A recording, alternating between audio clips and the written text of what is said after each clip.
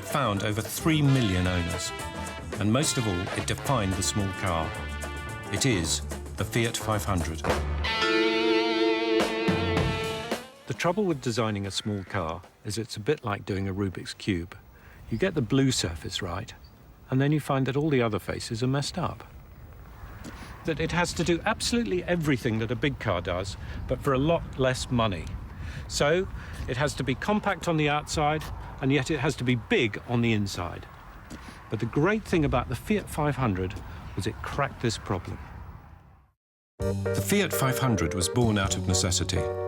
Post-war Italy of the 1950s was a country that needed to get on the move.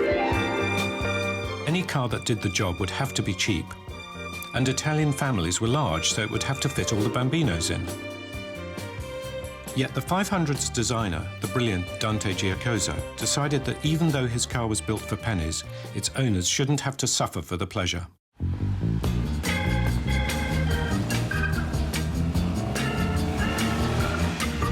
This car is clever, really clever.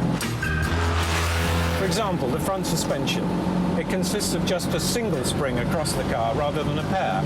This isn't only cheaper, it's lighter as well. And that isn't some penny-pinching lash-up either. In fact, it's the technology that John Cooper used when he produced his brilliant post-war miniature racing cars.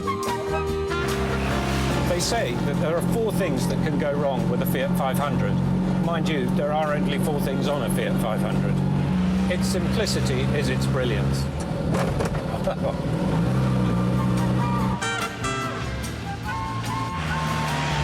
There's ingenious design all over this car. Take this canvas sunroof, for example.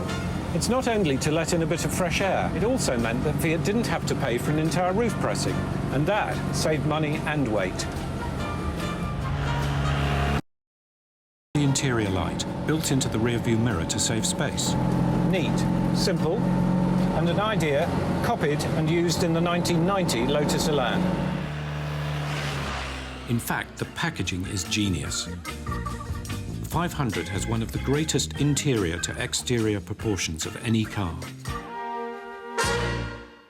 Remember, the 500 predated that other so-called miracle of packaging, the Mini, by 2 years.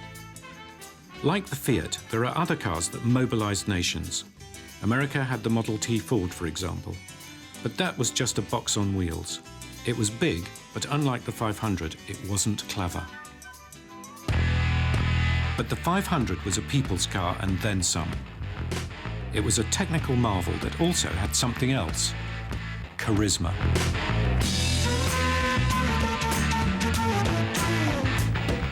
Nearly every Italian driver thinks he's Nuvolari, and the others think they're Ascari. The 500 let them fantasize. It wasn't fast, but it certainly felt it. It was perfect for the twisting roads and cramped city streets of Italy. And it was stylish, too. No car was so right for so many people so instantly. There was no end to its uses. Over the life of the 500, Fiat came up with over 60 variants.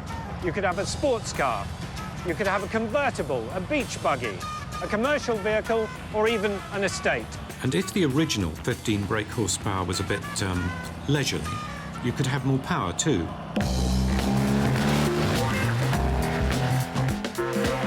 The young Italian Romeo wanting to impress could drive his 500 into any backstreet garage in any Italian town and buy an assortment of bolt-on goodies including twin carbs, bigger exhausts and fatter wheels.